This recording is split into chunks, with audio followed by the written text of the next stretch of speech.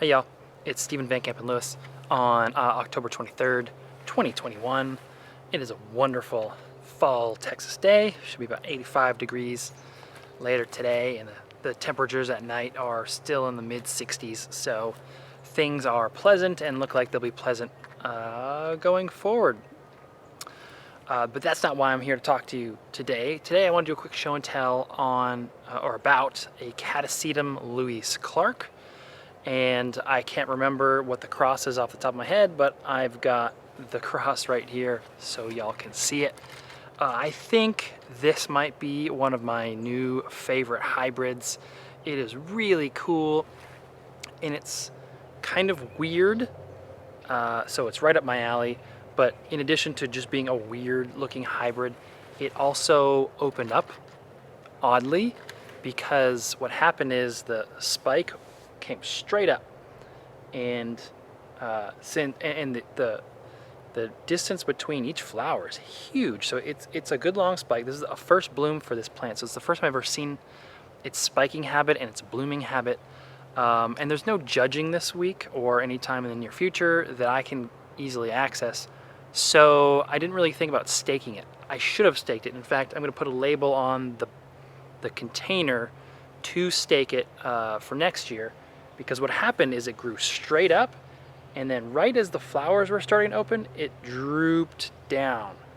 So some of the flowers appear to be non-resupinate or upside down to our human eyes, and some of the flowers are resupinate, which look normal for a Catasetum. So I'm going to show both of them to you. They both look really cool, and I'm actually excited to see next year what this looks like. Actually, after I finish making this video, I'm going to look this up and see which way the flowers are supposed to be. But let me turn the camera around and show you what I mean. So before I show you the individual flowers, I want to show you the plant habit. Typical Catasetum with a long spike, and like I said, lots of space between the flowers. So very cool. But as you can imagine, like I said, this inflorescence was straight up and down, and then all of a sudden it curved and arched over. So if I straighten this, you'll see the two different habits. So we have typical non-resupinate flower there. Well, I'm sorry, so atypical non-resupinate flower.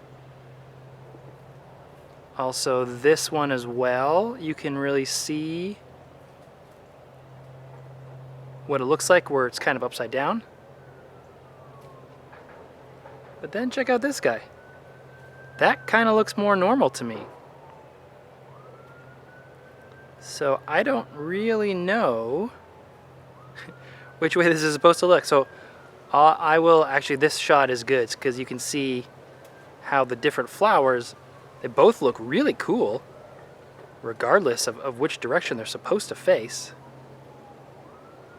And you can see, very dark.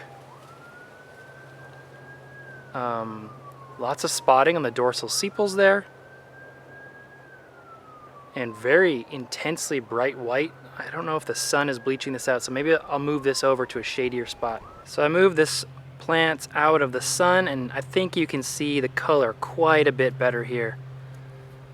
So suddenly this looks much better, but again, you can still see that habit. So again, I'm not sure if that's normal or if that's normal. In any case, I really like this one. Like I said, this is the first bloom, so it's only going to get better from here. I like how long the spike is. I like the distance between the flowers. The flowers are not crowded. The colors are super crisp, and I really, really, really like this one.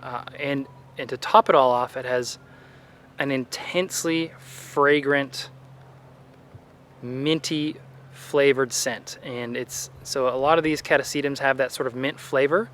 This one really kicks it up a notch, and I'm not sure why that is. In fact, my son was sitting next to it at the kitchen table today, and he said, "Dad, it smells like toothpaste over here." And I think that, you know, this plant was on the other side of the table, so the scent carries. But another great one, this of course is, like I said, Louise Clarke, which I believe is Fred Clarke's wife, so of course this will come from Sunset Valley Orchid Breeding. And that's my show and tell for today. See ya.